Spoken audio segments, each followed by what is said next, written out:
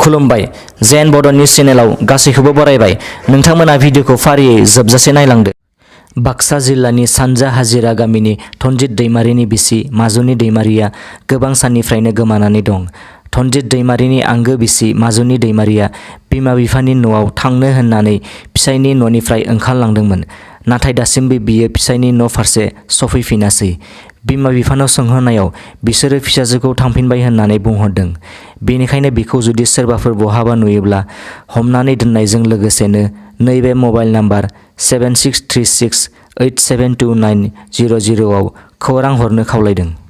बाक्सानि हिलकागुरि खाग्राबारि लामायाव मिनि ट्राकनि मोनसे सोमोनांथाव जाब्रबथाय। खाग्राबारि आरो हायुङारि मानास हाग्रामासिम फैनाय लामा गेजेराव गंसे मिनि ट्राकनि जाथाया नुजाथिदों। मिथिनाय बादिब्ला खाग्राबारि लामायाव गंसे मिनि ट्राकआ गाव हारसिङैनो ब्रेक फेल जानानै बेलथायदों। जाथायाव ड्राइभार आरो लेबारजों लोगोसे सा 6 सुबुंफोरा जखम जायो। बेनि उनाव सा 5 सुबुंफोरखौ निमुवानि देहा फाहामसालियाव फाहामथायनि थाखाय लांनाय जायो। खौराङाव फोरमायनाय बादिब्ला आनन्द बाजारनिफ्राय पुट्रिजारसिम मिनि ट्राकनि हेफाजाबजों कन्ट्रेलनि माइरंखौ दुकानाव हैनो लांगासिनोमोन। जनायाव गिख्रंथाव अर खामनायजों न' बां लोगोसे गोबां सम्पतिनि खहा। धेमाजि जिल्लानि 2 नं गालिसिकारि गामियाव गिख्रंथाव अर खामो। मिथिनो मोननाय बादिब्ला जनाय मुकुमानि सिङाव थानाय 2 नं गालिसिकारि गामिनि पद्मामिलि मुंनि न'आव रावबो गैयै समाव मोब्लिब गोहोआ सर्ट सार्किट जानानै बे थासारियाव जानो मोनो होनना फोरमायो। ओंखाम संग्रा, माइ दोनग्रा गोबां फोरमान बिलाइफ्राबो खहा जाफायो। बेराफारसे अर खोमोरग्रा बिफानखौ गोबां बार लिंहरसेयावबो सफैयाखै होननानै फोरमायो। दुखु फोरमायो ओनसोलनि सुबुंफ्रा। मोब्लिब खामनायजों खमैबो 5 लाख रांनि सम्पति खहा जायो होननानै मिथिनो मोननाय जादों। क'क्राझाराव थानाय PWDनि एडिशनेल चिफ इन्जिनियार मावख'आव मैया गांसे गोसोखां बिलाइखौ गथायदों बड'लेण्ड कन्ट्रेक्टर एस'सिएशनआ। PWD बिफाननि सिङाव थानाय जौगालु खामानिफोरखौ थि समावनो मावफुंनो हानाय बायदि लांदां जानानै थानाय मासियाव थाबैनो मावफारिखौ थाबैनो थिसननांगौ होननानै बड'लेण्ड कन्ट्रेक्टर एस'सिएशनआ दाबि खालामो। खौरां बिजोंनि गेजेरजों बड'लेण्ड कन्ट्रेक्टर एस'सिएशननि गाहाय नेहाथारि बिक्रम दैमारिया गोसोखां बिलाइ गथायनानै दाबिखौ थाबैनो बोस्रांनानै होनांगौ होनना सरकारनिसिम दाबि खालामदों। आलादा बड'लेण्ड रायजोनि थाखाय सोमावसारनाय समाव गुलि नांजानानै जोखोम जानाय सा बर'नि फिसाफोरखौ गुवाहाटी मेडिकेल कलेज देहा फाहामसालियाव फाहामथाय होनाया सोलिगासिनो दं।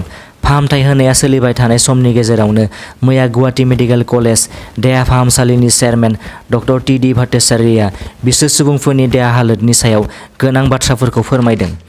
मख'नो गोनांदि प्रमद बर' दैदेननायाव बिटिआर सरकारनि नाजानायाव सरकारनिफ्राय फाहामथायनि खाबु मोननाय सा 6 सुबुंफोरनि मुंखौ उदालगुरिनि आबिराम बसुमतारी, मंगल बर', नलबारिनि बाबुल सरगियारी, क'क्राझारनि कमल सिंह बसुमतारी, चिरांनि जैमेल मुसाहारि आरो बाक्सा जिल्लानि बिस्तिराम मुसाहारि होननानै मिथिनाय जादों। डक्टर भट्टाचार्यआ बुंदों, बड'लेण्ड सोमावसारनाय समाव गुलि नांजानाय बिसोर सुबुंफोरनि देहा हालोदखौ जिंगासिनांगौ गैया। बबेखानि बिसोरखौ देहा फाहामथाय होनायाव गुवाहाटी मेडिकेल कलेजआ नांगौ बायदि फाहामथाय होगोन होनना बुंबावो। MCLA हाग्रामा महिलारी बिथाङा NDAनिसिम गांसे लाइजाम हरनाया रायजो नाङैनो सावरायजागासिनो। हाग्रामा महिलारीनि मोनसे लाइजामखौ लानानै social media, WhatsApp, electronic media, satellite media बायदि बायदियाव गोबां सावरायनाय जादों। BTCनि बारग' गाहाय मावफुं सोद्रोमा हाग्रामा महिलारीया NDA सरकारनिसिम गांसे लाइजाम लिरदों आरो बे लाइजामा गोबां गोसारदों। नंगौ, BTCनि बारग' गाहाय मावफुं सोद्रोमा हाग्रामा महिलारीया NDA सरकारनिसिम गांसे लाइजाम लिरदों। बिथाङा गावनि अफिसियेल राइटिं पेडआवनो बे लाइजामखौ लिरदों। बिथाङा ओरैबायदि लिरदों, BPF दोलोआ फैगौ 2024 मायथाइनि लकसभा बिसायख'थियाव BJP दोलोखौ हेफाजाब होगोन। नाथाय BJPनि हेंथायै बिजाथि फसंनाय नङा। बिसोर दोलोखौ थाबैनो NDAनि लोगो खालामनो थाखाय खावलायहरदों।